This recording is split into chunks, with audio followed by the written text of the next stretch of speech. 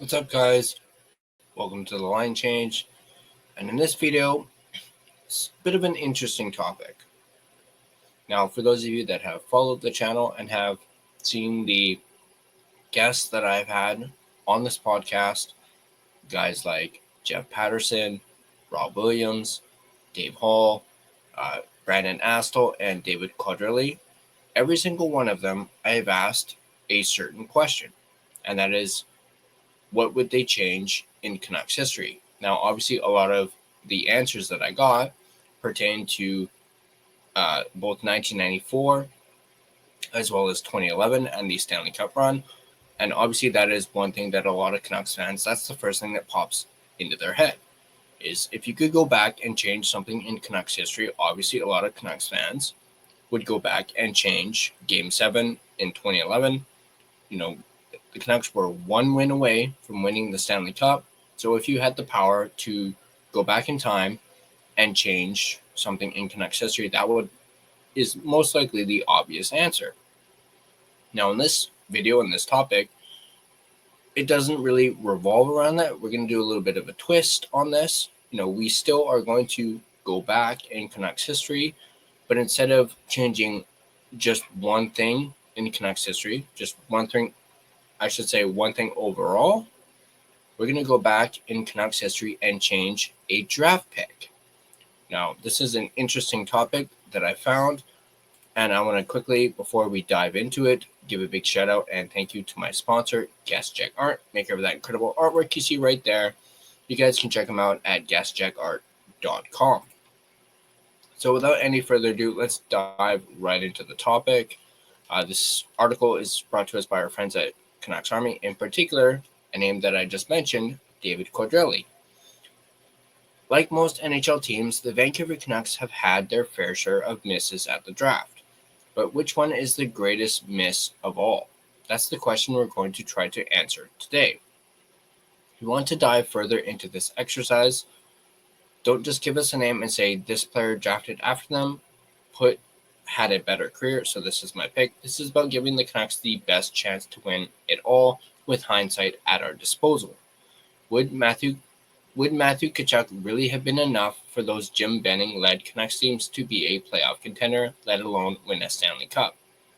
It's doubtful, and that's ignoring the possibility that Tkachuk would have wanted out of Vancouver the same way he wanted out of Calgary. These aren't the kind of picks we're looking for, because this isn't a list of who are the biggest draft busts in Canucks history.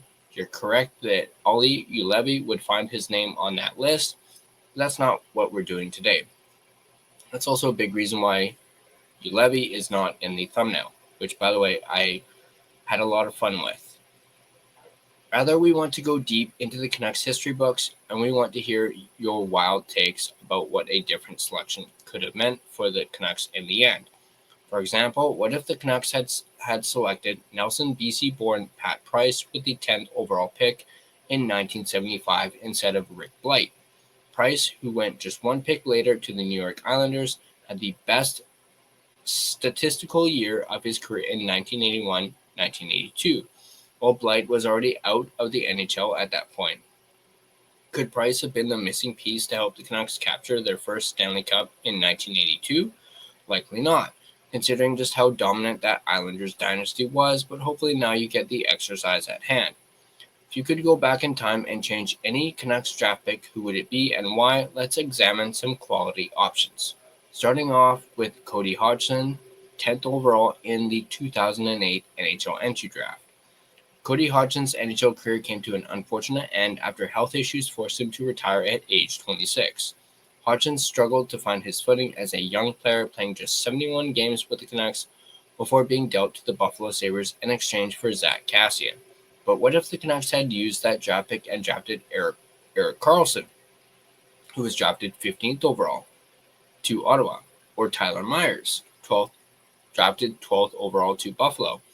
Karlsson specifically was on the cusp of emerging as one of the game's elite defensemen during the 2010-2011 season.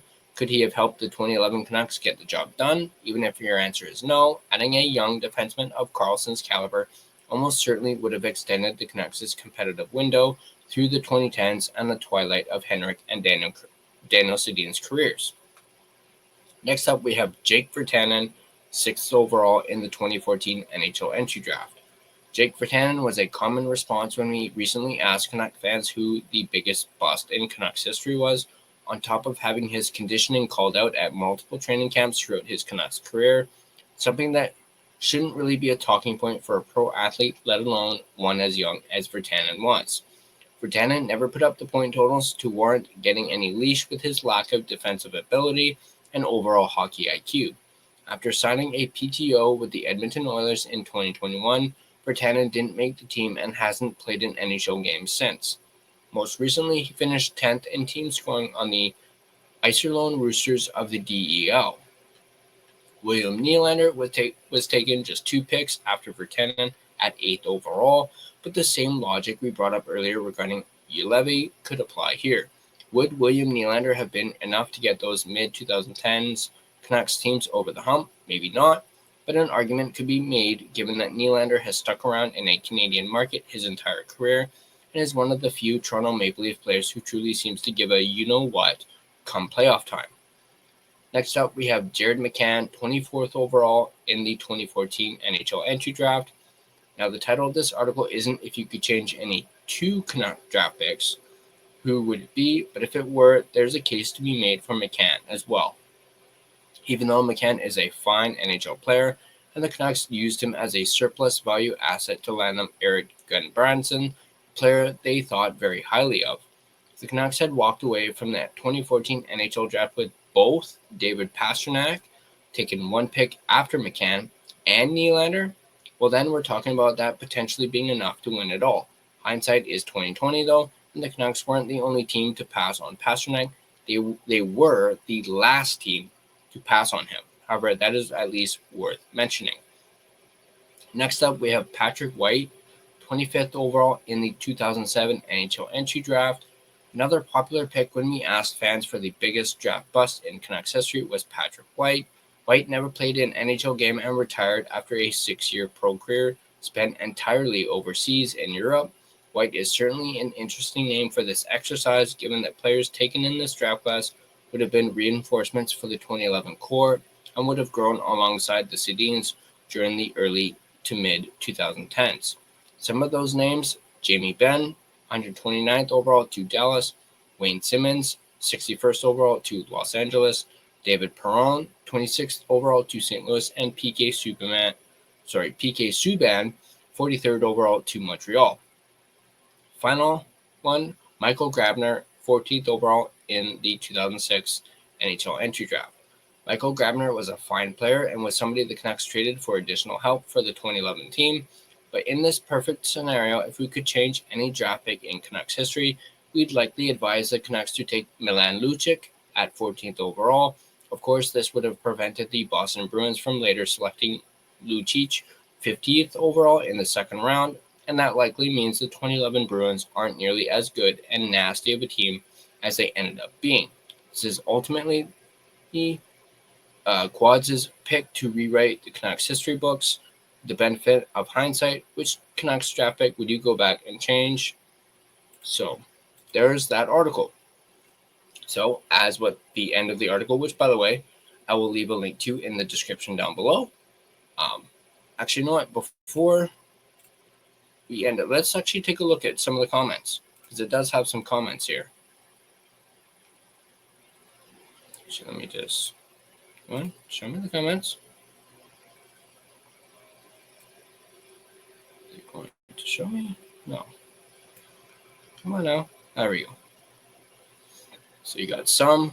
One says the 1979 NHL draft, first round pick, the Canucks selected Rick Vave, and 3 picks later, Ray Bourque was drafted. So there's one right there. Canucks could have drafted Ray Bourque. The 47th overall pick, the Canucks selected Ken Ellicott. The 48th pick was Mark Messier. I'm not a big fan of that one for obvious reasons. The 68th pick, the Canucks selected Arthur Rutland. The 69th pick was Glenn Anderson. Any one of those picks would have helped the Canucks immensely during the 1982 Cup run, but imagine if they had drafted all 3. Very good point.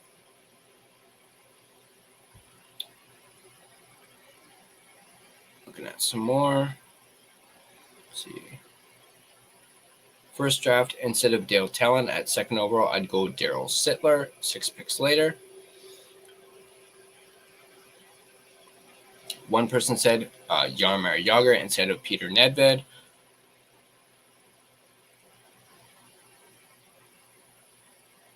One person says Jared McCann was the right pick, or at least a good pick for that spot. The Canucks then squandered it by mismanaging his development. They would likely have done the same for any other player picked in his place. Virtanen was a flawed pick, but I think you can point the finger at ownership for that one. He was the most NHL ready out of the lot. That included Nylander and Ehlers, and ownership wanted to squeeze another cup run out of the core. It goes on to say McCann wasn't a bad pick, but he had a bad attitude, and those things aren't always obvious. I've always felt Boston got lucky with Pastrnak. Someone's mentioned Nedved versus Jagr. I'd have to agree with that one. Not that Nedved was a bust, but Jagr was close to being a generational talent. One person says, how about 2006? Instead of Grabner, reach for a little guy from the queue.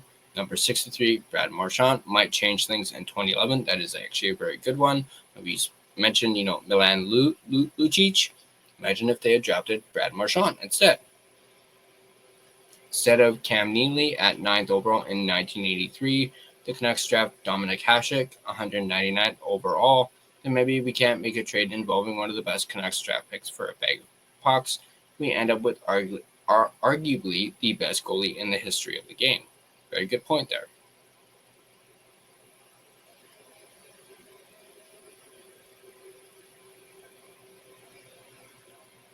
Looking at some more.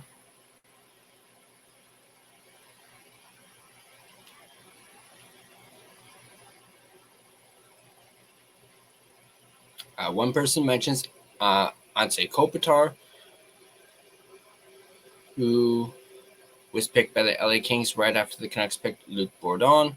Anze Kopitar has 0.88 point per game and turns 38 in 3 weeks. Henrik Sedin had a 0.81 point per game and quit at 37, so the ages match up perfectly for that comparison. One person believes I think the Canucks would have won the Cup in 2011 with Kopitar, probably with Bourdon, but you're right. Not sure what he could have been.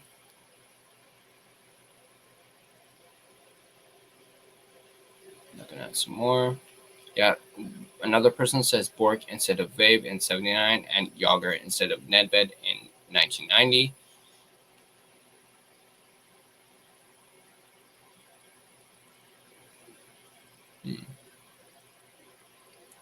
The whole 91 draft, I'm sure it would have led to a cup in 1994.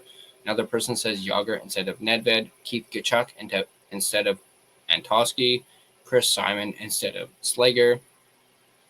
They mentioned Jagr, Bure, Prime Linden, Ronning, Tkachuk, Courtnall, Adams. What a group of forwards. Throw in a fourth line of McIntyre, Tim Hunter, and either Gino or Simon.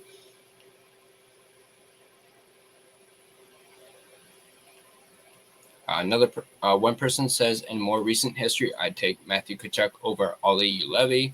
Maybe he'd stick around instead of bolting for the U.S. if he had Huggy on the squad as well. It's hard to say how he would impact future drafts, though. One person says they would consider Charlie McAvoy instead of Juolevi. Young right-handed defenseman who can play like that would have been a great partner for Hughes. It's a very good point. One person says I would have picked Luc Robitaille over Blaine Crest in the 7th round, 136th overall of the 1984 draft. Robitaille might have been enough to win Vancouver the 7th game of the 1994 Stanley Cup Finals, where the Rangers outscored them 3-2. This person says, and sticking with recent history, as these mistakes is why we're stuck being a mushy middle team at best. In 2014, I'm taking Nylander and Pastrnak over Virtanen and McCann. In 2015, I'm taking Aho over Besser. 2016, I'm taking Tkachuk over Juolevi. In 2018, I'm taking McLeod over Wu.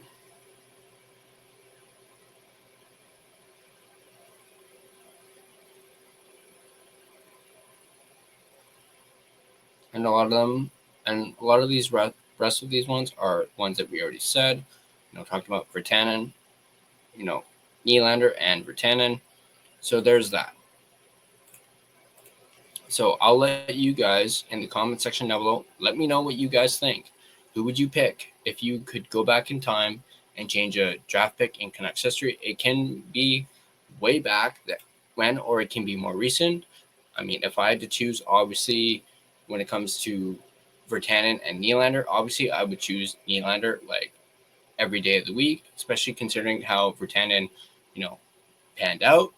I would love to have a guy like William Nylander. Obviously, when it comes to Jared McCann, I absolutely love him as a player. And do you think the Canucks kind of butchered that with, trading him away? Just imagine if McCann was still on the team, or if they had drafted Pastrnak over McCann. Just imagine that. Just let yourself think about that for a second. David Pastrnak playing on the Canucks and playing on that first line with Elias Pettersson. Can't get any better than that. So yeah, let me know in the comment section down below what you guys think. And as always, if you guys like this video, be sure to hit that like button. And if you want to stay up to date on all your Vancouver Canucks content, be sure to smash that subscribe button and turn on your notifications so you don't miss a single video. If you prefer missed one. You can find and interact with us on social media. You can find us on Facebook. Just search The Line Change. Find our Facebook page. You can find us on Instagram at The Line Change. You can find us on X at Line Change Van. You can find us on TikTok at the TLC Podcast. You can also find us on Blue Sky at The Line Change. Feel free to give us a follow on all of our social media platforms.